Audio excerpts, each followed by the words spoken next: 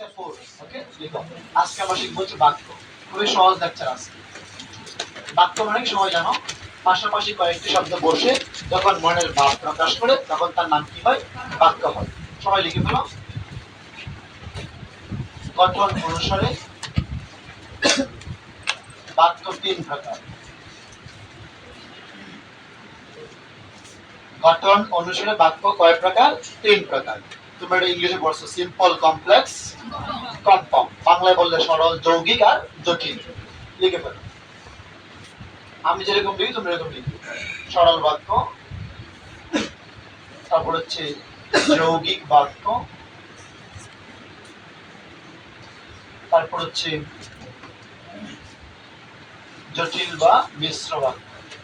জটিল যে কথা মিশ্র কি একই কথা ওকে লিখে ফেলো গঠন হচ্ছে বাক্য তিন প্রকার সরল যৌগিক আর জটিল সরল বাক্যে প্রথম বৈশিষ্ট্য কি এটাকে ভাঙা যাবে না ভাঙা যাবে না নাম্বার 2 হচ্ছে সরল বাক্যে কর্তা থাকবে একটা কর্তাও একজন এবং সমবেগে ক্রিয়াও করা থাকবে একটা একটি কর্তা ও একটি সমবেগে ক্রিয়া সমবেগে ক্রিয়া মানে কি ফাইনাইট পার্ট ফাইনাইট পার্ট কর্তাও একজন সমবেগে ক্রিয়াও একটা আচ্ছা পরে আমরা एग्जांपल দেব নিচে एग्जांपलेর জায়গা রেখে সবাই যৌগিক বাক্যকে ভাঙা যাবে এবং ভাঙলে একাধিক স্বাধীন বাক্য পাওয়া যাবে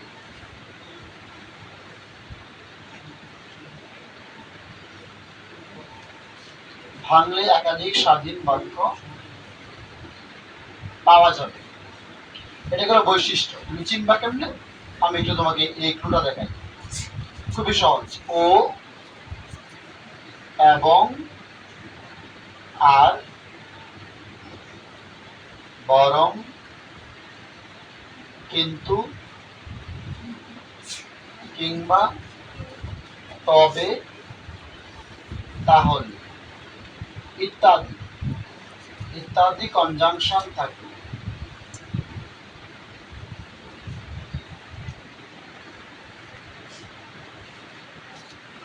ইত্যাদি কনজাংশন থাকলে এটা যৌগিক বাক্য আচ্ছা আর জটিল বাক্য ঠিক সেম এটাকে ভাঙা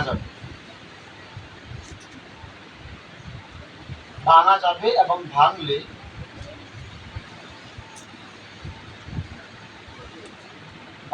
একটি স্বাধীন ও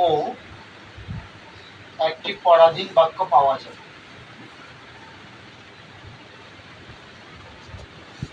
একটি স্বাধীন ও একটি পরাধীন বাক্য পাওয়া যাবে এটা হলো বৈশিষ্ট্য তুমি চিনবা কেমনে আমি একটা ক্লু দিয়ে দিই সহজ কৌশল